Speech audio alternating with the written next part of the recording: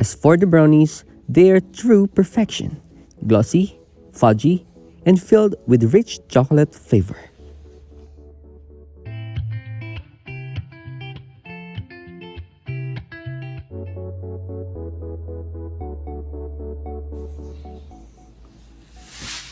Here are the ingredients on how to make a date brownies special.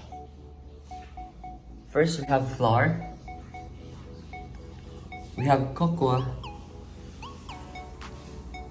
we have eggs, we have butter, we have fine white sugar, fine brown sugar, vanilla extract, salt, and baking soda. Because this is special, we will put a date, and for toppings, we have almond nuts.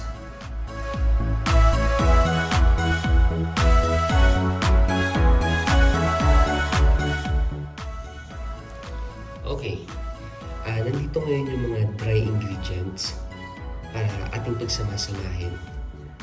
So ngayon, nandito ngayon ang fine white sugar.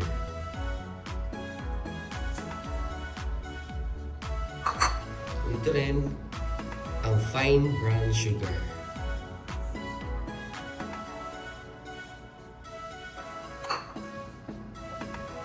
Meron din tayong flour.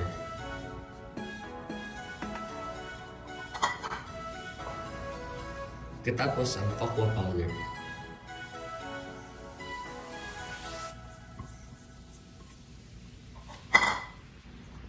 And of course, dates special. So, umili tayo ng magagandang dates para yun yung ating ilagay sa ating special brownies.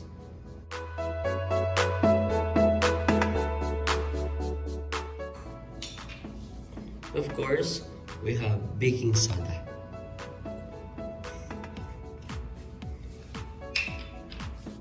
And last, salt.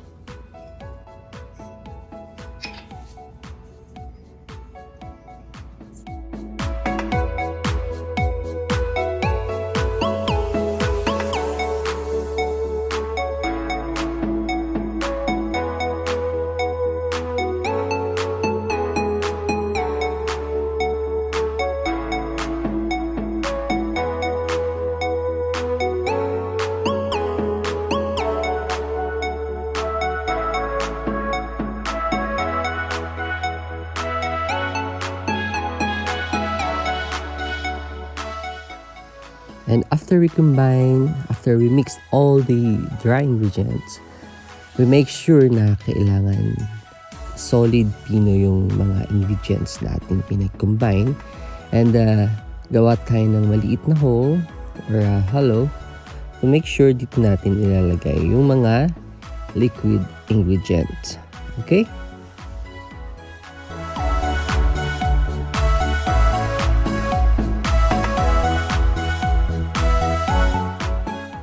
Meron lang po tayong 3 sangkap para makagawa ng special brownies. Okay guys, meron po tayong eggs, 4 pieces of eggs. Meron tayong butter. And the vanilla extract. But before we combine these eggs, we have to beat first until it's ready.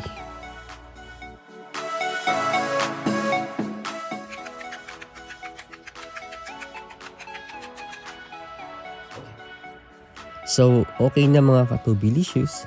So ngayon, bago natin ilagay ang mga liquid ingredients, kailangan dahan-dahan lamang. Ayan, para maiwasan natin ang mga pagtalsik ng mga powder. Kasi pino na ang mga ito. At pagkatapos, ilagay natin ang melted butter. So, ayan, dahan-dahan lang ulit. Ayan.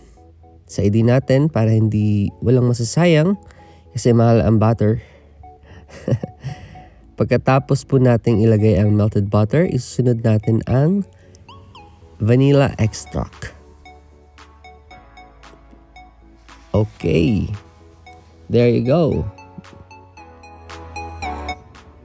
Okay, pagkatapos nito, i-mix ulit natin ito ng dahan-dahan, okay?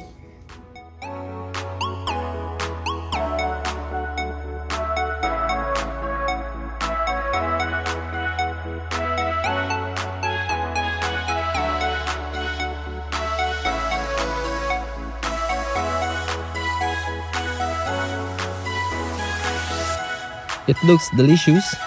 The mixture is smooth and creamy. Sana talaga matikman nyo to kasi masarap talaga to. Hello mga Katobilicious! So, ito na po yung nagawa natin. Pag-mix na natin, kapag-combine ng mga dry and liquid ingredients. So, after po nating ma-mix well po dito sa ating mixing bowl, kailangan po may naka-ready po tayo na baking tray. And make sure po na maglagay po tayo, i-brush natin po ng butter. Sa ganun po, hindi po dumikit yung ating lulutuin na dates brownies. No? And of course, nandito po yung naka-ready na rin yung ating crushed na almond nuts. Ang toppings natin. So, lagyan na natin yung dahan-dahan.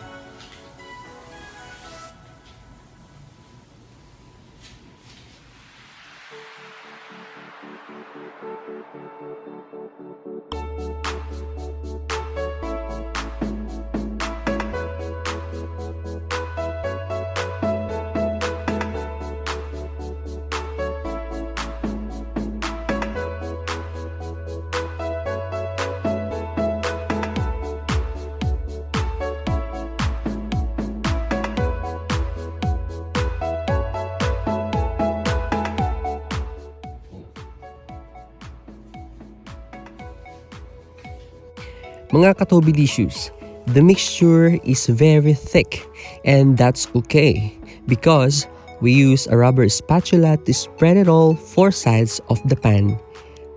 And it's about time to put the garnish on top.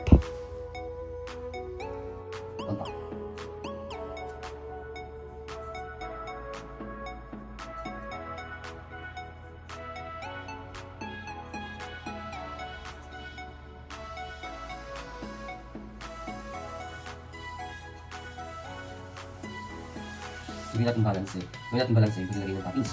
Para bawat igat mo. Sarap.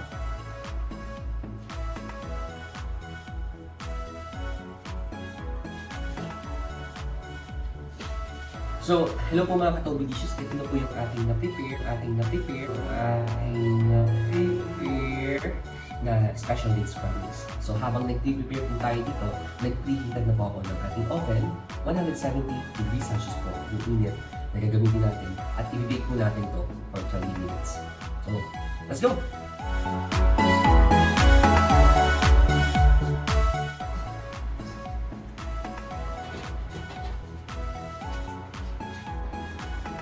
Ayan mga Katobilicious, we still have 7 minutes left para po maluto yung ating special dates brownies. Wow! Ito na siya oh. Lapit na. Umalasa na siya. Yung lasa nito, syempre masarap. Sigaw ako. Ayan. Okay, sige. Check natin to no, after 7 minutes pa. Okay po. Wow! Sobrang perfect yung ating ginawang special dates brownies.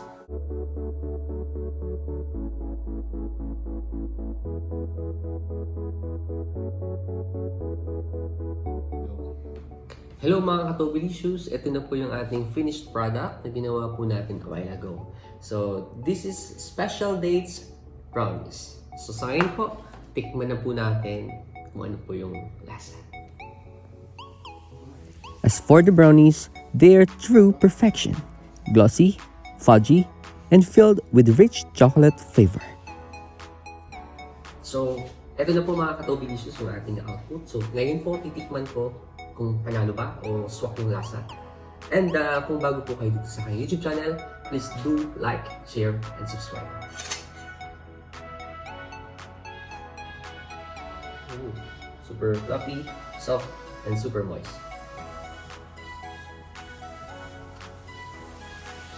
Super sarap. Tamang panalo. Harap.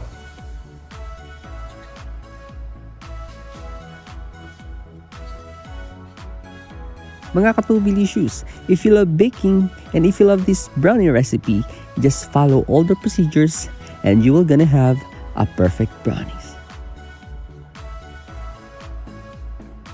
Thank you. See you on my next videos.